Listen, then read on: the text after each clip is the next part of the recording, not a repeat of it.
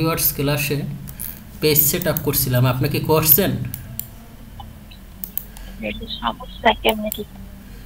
আচ্ছা, ওকে। জমা দিয়েছি। গ্রুপে জমা দিয়েছেন? ওকে।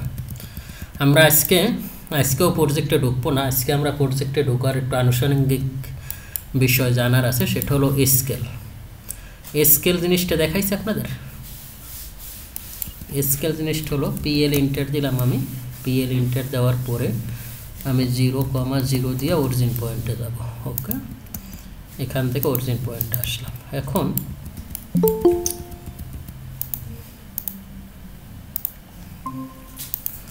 এখন আমার মনে করেন যে এখানে আমার একটা রুম আছে, আমি এখান থেকে পিএল ইন্টার দিলাম।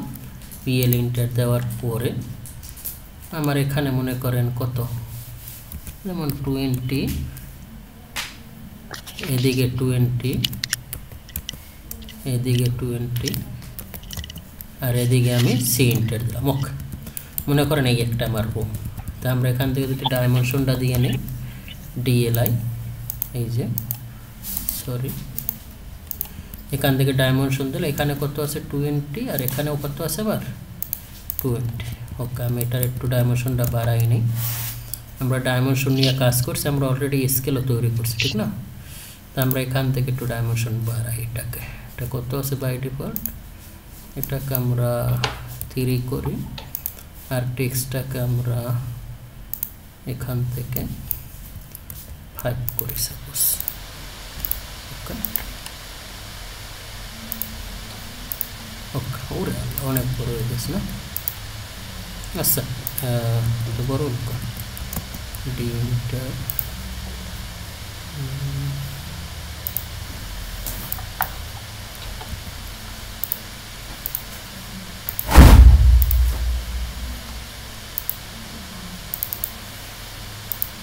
ওকে 20 আমরা মনে করেন এরকম, আমার ক্লায়েন্ট আমার একটা রুম দিয়েছে, এরকম মনে করেন সাপোজ 5টা রয়েছে, 1, 3টা, 4টা, 5টা।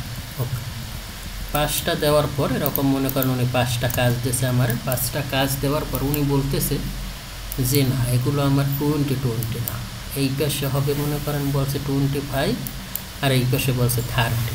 তাইলে কি আমরা এই সবগুলো কি আবার কাইটে তৈরি করবো? এগুলো কি মনে হয়, আবার নতুনভাবে তৈরি করবো? তাহলে কি করবো?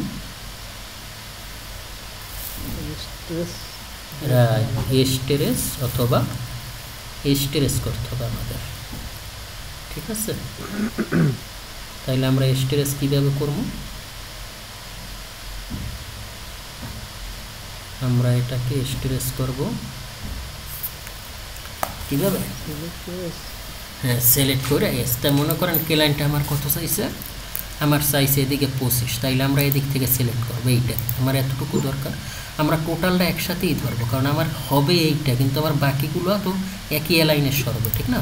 তো এদিক কত, আমার এদিকে চাইছে মনে করেন 25, এস ইন্টার, এদিক কত আসবে 5, এটা আমার 25 হয়ে গেল।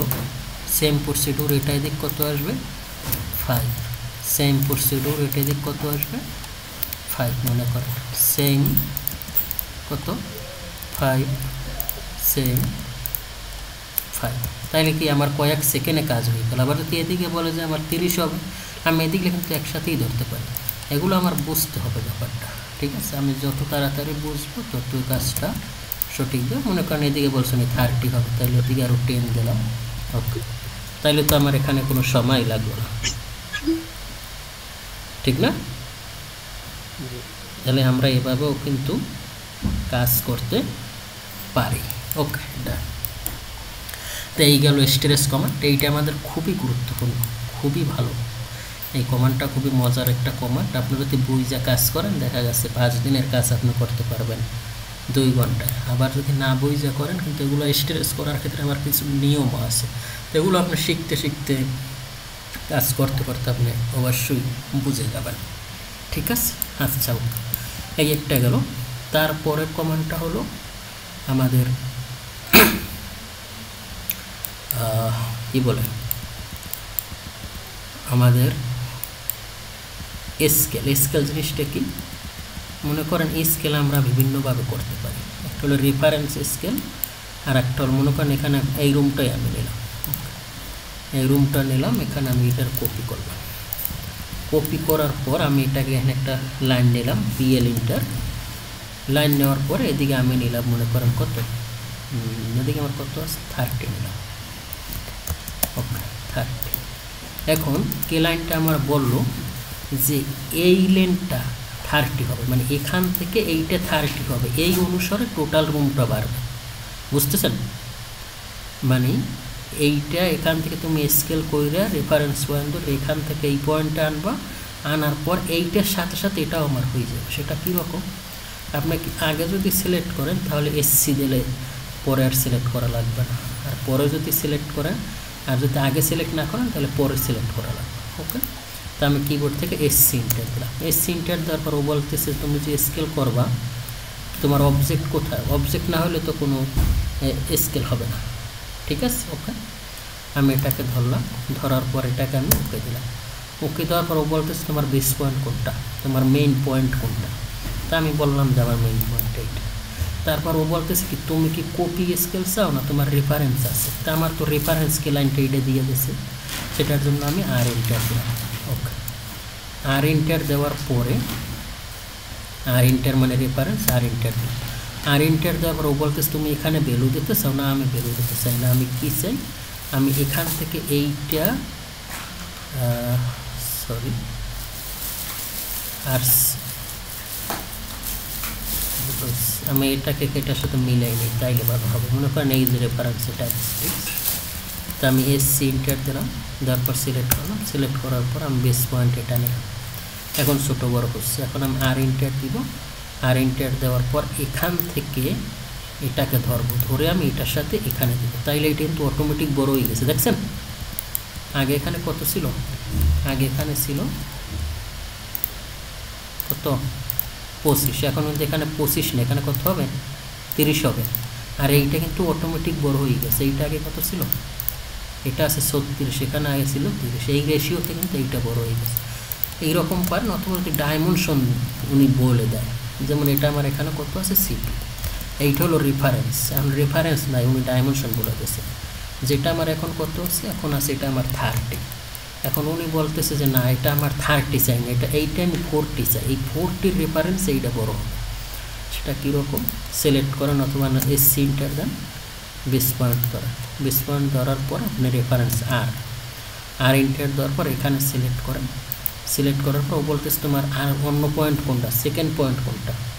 আমার সেকেন্ড পয়েন্ট এইটা। ওকে, এইটা দেওয়ার পর এটার মাপ এখন আমি কত দেব? 40।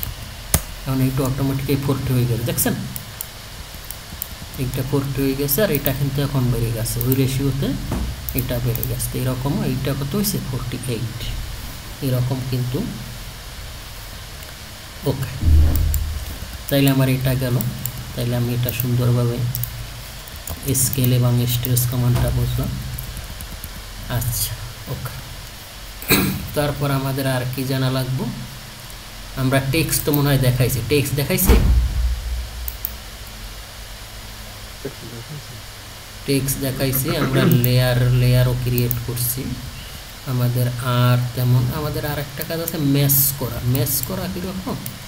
যে আমি এখান থেকে এমটি ইন্টার নেব, ম্যাচ প্রপার্টিস, এখান থেকে এমটি ইন্টার নিয়ে এখান থেকে লিখলাম মনে করেন এই যে সাইকুল, লেখার পর এই যে এটা লিখলাম, লেখার পরে এইটার আমি কী করলাম এখানে নিলাম। ওকে, এখানে নিয়ে এটারে মনে করেন আমি এখান থেকে এটার বাড়াই নিলাম, এখানে আমি 3 দিলাম। কারণ আমি চাইতেছি এইটার সাথে এইটার মধ্যে এইটা হবে, সেটার জন্য MA ইন্টার, কিবোর্ড থেকে MA ইন্টার এখানে সিলেক্ট করলেও হবে, অথবা এখানে কিন্তু এই ম্যাচ প্রপার্টিস এখানে সিলেক্ট করলেও একই জিনিস আসবে। এইটা দিলে এটাও এটার বলে ম্যাচ, মানে একটার সাথে আর একটা মিলানো। ওকে, আচ্ছা, আর একটা জিনিস আপনাদের কি আমি ডোনাট কমান্ড দেখাইছি, রিভিশন ক্লাউড ডোনাট। আচ্ছা, ডোনাট কমান্ডটা যখন আমরা স্ট্রাকচারে কাজ করবো তখন খুবই গুরুত্বপূর্ণ। আমরা যখন এসপার স্কেল অনুযায়ী তো কাজ করবো, ঠিক না?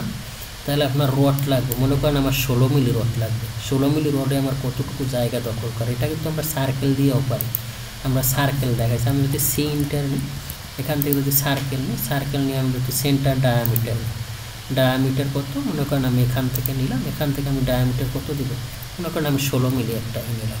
ওকে, এই 16 ডায়ার একটা আমি রড নিলাম। এটা আমার কত ডায়া আছে? 16 ডায়া। ওকে, এটা আমার 16 ডায়া আছে কিনা সেটার জন্য এখান থেকে আপনি এই যে ডায়ামিটার না, এই যে কত আছে? 16 আছে। এখন এইটার রড বানাইতে হলে আমার একটা হ্যাজ দিতে হবে। এই সিনটার হ্যাজ দিয়ে এইটার কী করতে হবে? কালার সলিড করতে হবে। তারপর এখানে রেড কালার দিতে হবে। তারপর এটার সাথে এটারও রেড কালার দিতে হবে। দেওয়ার পরে এটারও রেড কালার দেন। এখান থেকে রেড কালার দেওয়ার পরে আমরা কী করতে পারেন? এখন এখানে কিন্তু হ্যাশও আছে, সার্কেলও আছে, দুইটা অবজেক্ট আছে। এরকম যদি মনে করেন আপনার নতুন এসপার স্কেলে কাজ করবেন, আপনার কয়েকশোর এরকম রডের সেকশন দেখান লাগবে, তখন আপনার ফাইলটা ভারী হয়ে যাবে। হ্যাশ কিন্তু একটা ফাইল ভারীর জন্য খুব গুরুত্বপূর্ণ ভূমিকা পালন করে। তাইলে আমরা কি করতে পারি? আমরা কিন্তু সলিড ডোনাট কমান্ড নিয়ে একবারে একটা অবজেক্টে রড বানাইতে পারি। বেশিরভাগই এইরকম হ্যাশ দিয়েই অনেক জায়গায় তৈরি করে। বুঝতেছেন আমার কথা? কিন্তু হ্যাশ দিয়া আমাদের কাজ করা যাবে না, সেটার জন্য আমাদের আলাদা একটা ডোনাট কমান্ড আছে। সেটা কীরকম? আমি কিবোর্ড থেকে DO enter, okay, DO enter দেওয়ার পর ও বলতেছে specify inside diameter of donut. তুমি কি ইনসাইডে কোনো ফাঁকা চাও?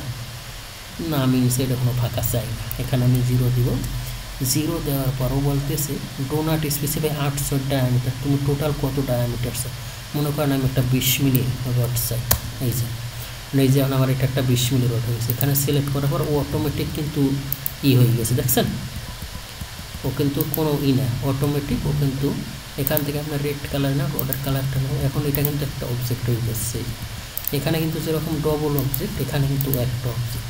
এরকম আমরা রড তৈরি করি। ডিও ইনটা যদি আমরা ইনসাইডে গ্যাপ চান, যেমন ইনসাইড আমি গ্যাপ দিলাম 1, ওকে, 1 দিলাম, আর আউটসাইড মনে করেন 20 নিলাম বা 16 নিলাম। ওকে, তাহলে ইনসাইড আমার একটা এই যে আমরা ফাঁকা নিয়েছি, দেখছেন? এই যে, তাহলে ওইটা কিন্তু আমার গ্যাপ হয়ে গেছে। কারণ এখানে বলতে পারেন এগুলো মেকানিক্যালের ক্ষেত্রে বিভিন্ন পাত তৈরি করার জন্য এরকম ইনসাইড গ্যাপ রাখে, বুঝছেন? বিভিন্ন প্লেট চাকার ক্ষেত্রে, বুঝতেছেন? এটা অটোক্যাড দিয়ে কিন্তু মেকানিক্যাল, ইলেকট্রিক্যাল, প্লাম্বিং, এইচভ্যাক, মানে অটোক্যাড হলো একটা মাদার সফটওয়্যার, ঠিক না? এটা তো বুঝতেছেন। তো এটা দিয়ে সব কাজ করে। এই জন্য আপনি যদি ভিতরে গ্যাপ চান সেটাও আপনি করতে পারেন। ওকে, ডোনাট কমান্ড গেল। আমি আবার যদি আরও যদি রড ক্রিয়েট করি, ডিও ইন্টার, ইনসাইড আমি চাই না, আউটসাইড মনে করেন চাই 25, 25 দেন। এই যে তাইলে আমার এটা 25 মিলি রড তৈরি হবে। আপনি এসপার স্কেল অনুযায়ী রড করতে পারেন। পরের কমান্ড হলো রিভিশন কেলআউট। রিভিশন কেলআউট এইটা খুব গুরুত্বপূর্ণ জিনিস। আপনি যখন প্রজেক্ট করবেন তখন আপনার কি হবে, যে আপনি একটা জায়গা আপনি বুঝতেছেন না বুঝলে ওইটা আপনি রিভিশন কেলআউট মার্ক দিয়ে রাখবেন, অথবা একটা জিনিস হাইলাইট করার জন্য রিভিশন কেলআউট দিয়ে লিখে দেওয়া যায়। তো এটা রিভিশন কেলআউট 3 ধরনের হয়। একটা হলো রেক্টাঙ্গুলার, একটা হলো পলিগনাল, আর একটা হলো ফ্রি হ্যান্ড। তা আমরা রেক্টাঙ্গুলার যদি এখান থেকে রেক্টাঙ্গুলার নিলাম, তাহলে এখান থেকে আমরা রেক্টাঙ্গুলার ভাবে নিতে পারি। ওকে, কারণ এখানে যেটা দরকার আমার স্কেল বেশি আছে, সেটা আমি কীভাবে কমাবো? কিবোর্ড থেকে শর্টকাট কমান্ড REVC ইন্টার দেওয়ার পর এখানে অনেকগুলো অপশন আছে। Arc, length, object, rectangular, polygonal, free hand, style, with. আমরা আর্ক লেন্থে আসি, যেগুলোর জন্য ব্লু কালারের যে অক্ষরটা এটা দেবেন এই ইন্টার দেওয়ার পর আমার বাই ডিফল্ট মানে আগে যে স্কেল আমি কাজ করছি এটা 70 দেওয়া আছে, এটার আমরা কত 5 দিই। 5 দেওয়ার পর ও বলতেছে তুমি কীভাবে চাও, তোমার কি অবজেক্ট তৈরি করা আছে না রেক্ট্যাঙ্গুলার চাও? আমি রেক্ট্যাঙ্গুলার চাই। এখান থেকে রেক্ট্যাঙ্গুলার চাওয়ার পর এই যে এখন আমি এখান থেকে নেওয়ার পর এটা ছোট হয়ে গেছে, দেখছেন? এরকম আপনার যেরকম দরকার এভাবে করতে পারে। আর পলিগন কয়েকটা জিনিস আগেই তৈরি করে রাখা যায়, যেমন আমার এখানে পলিলাইনে কিন্তু হবে অবজেক্ট, যেমন আমার এটা অবজেক্ট আছে, এভাবে অবজেক্ট আছে। তারপর রেক্ট্যাঙ্গুলার, এখান থেকে রেক্ট্যাঙ্গুলার নেন। তারপর এখান থেকে সার্কেল নেন। তারপর হলো ইলিপস কোথায় আমার? এই যে ইলিপস, এই যে ইলিপস, এই কটা পলিলাইন নেওয়া যায়। যেমন আমি এখান থেকে REVC ইন্টার দিলাম, দেওয়ার পর এখান থেকে এই যে অবজেক্ট লেখা আছে, অবজেক্ট এটা সিলেক্ট করেন, এই যে হয়ে গেছে, দেখছেন। আবার REVC ইন্টার দেন, আবার এটা সিলেক্ট করেন, এই যে হয়ে গেছে। আবার এখান থেকে পলিলাইনে দেন, এই যে হয়েছে। আবার এখান থেকে রেক্ট্যাঙ্গুলার দেন। আপনি আগে অবজেক্ট তৈরি কইরাও কিন্তু এভাবে আপনি রিভিশন ক্লাউড নিতে পারবেন। ওকে, আমি আবার REVC দিই, দেওয়ার পর আমরা রেক্ট্যাঙ্গুলার অবজেক্ট এগুলো জানলাম। পলিগোনাল মানে কি, পলিগোনাল যদি আপনি নিতে চান এখানে সিলেক্ট করেন, সিলেক্ট করার পর এই যে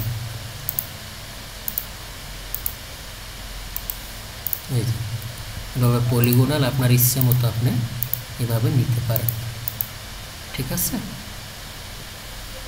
ওকে, এভাবে নিতে পারেন। আচ্ছা, ওকে, ডান।